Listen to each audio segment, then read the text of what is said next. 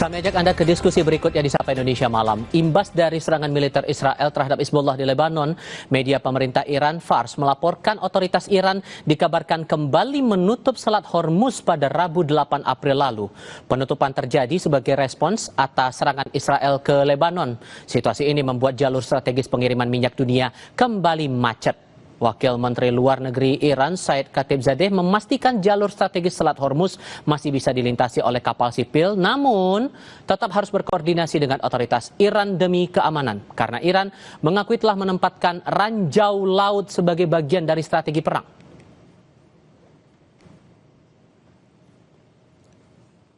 I can tell you that until now, the Strait of Hormuz is open. Of course, there are technical restrictions because of the war zone and because of many arrangements that Iran did during the war, during this aggression against Iran. So there are some technical restraints, and this is why that all the ships that they would like to pass through the Strait of Hormuz, they have to communicate with our army and our military contact points there because of the limitations in this strait. And this strait is a very narrow strait. It is in our territorial water, plus Omani territorial water, it is inside our water. Gedung Putih merespons laporan media yang menyebut Iran kembali menutup Selat Hormuz karena Israel terus menyerang Lebanon. Juru bicara Gedung Putih Caroline Levitt menyatakan penutupan Selat Hormuz tidak bisa diterima. Juru bicara Kepresidenan AS menegaskan kembali tuntutan Presiden Donald Trump agar Selat Hormuz dibuka segera. Tuntutan itu merupakan bagian dari poin perjanjian gencatan senjata yang telah disepakati. Saat ini terjadi peningkatan lalu lintas kapal di Selat Hormuz. Menurut Caroline, apa yang dilakukan Iran berbeda dengan apa yang telah disampaikan sebelumnya. Amerika meminta Selat Hormuz segera dibuka kembali. Completely unacceptable. And again, this is a case of what they're saying publicly is different privately. We have seen an uptick of traffic in the Strait today, and I will reiterate the President's expectation and demand that the Strait of Hormuz is reopened immediately, quickly, and safely. That is his expectation. It has been relayed to him privately that is what's taking place, and these reports publicly are false. Setelah Iran dan Amerika sepakat melakukan gencatan senjata, Israel malah berulah dengan melancarkan serangan ke Lebanon yang berimbas kepada penutupan kembali jalur Hormuz oleh Iran. Penutupan ini sebagai respons Iran atas pelanggaran kesepakatan. Akses terhadap Selat Hormuz justru berubah menjadi alat tawar utama dalam negosiasi. Pertanyaannya, apakah jalur energi ini jadi kunci utama atau justru senjata tekanan baru dalam konflik yang lebih luas? Kami akan diskusikan ini bersama dengan para narasumber.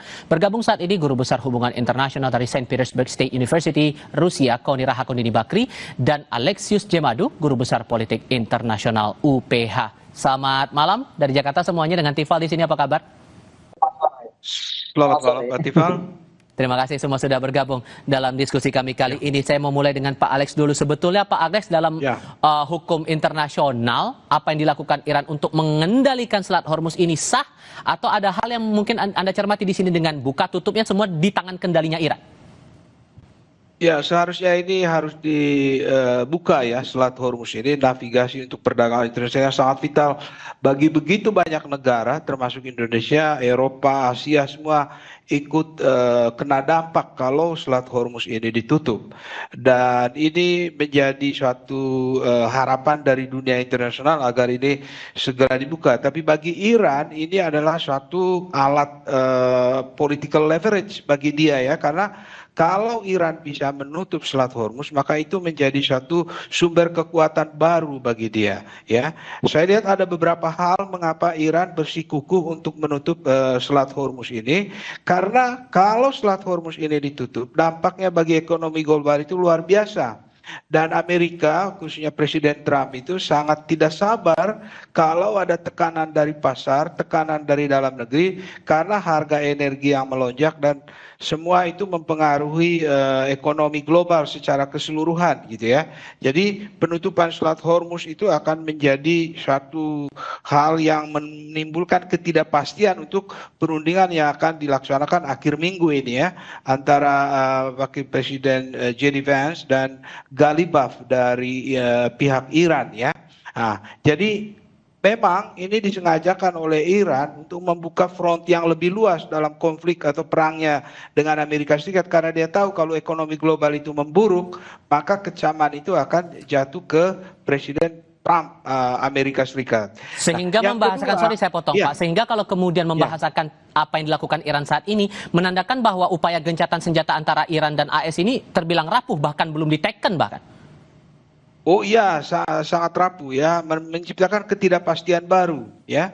Kalau Selat Hormuz ini ditutup dan kalau Israel terus menyerang Hizbullah di Lebanon. Jadi ini yang menimbulkan ketidakpastian baru. Dan kenapa Iran ini bersekuku untuk menutup Selat Hormuz ini? Selain tadi itu menimbulkan gejolak ekonomi global yang menjadikan tekanan bagi Amerika Serikat, juga unsur atau faktor yang kedua bagi Iran itu, kalau dia bisa menguasai Selat Hormuz, maka akan semakin tampak Amerika itu pecah aliansi Barat itu ya, karena ada perbedaan sikap antara Amerika Serikat dengan negara-negara NATO kan. Nah, jadi menyangkut Selat Hormuz ini dia akan pakai sebagai senjata politik begitu ya bagi Iran. Jadi dengan ditutupnya Selat Hormuz itu, Iran itu masih mempunyai satu bargaining yang kuat di dalam perundingan yang akan dilakukan akhir minggu besok ini. Karena dia menginginkan sekali supaya rejim ini tetap bertahan ya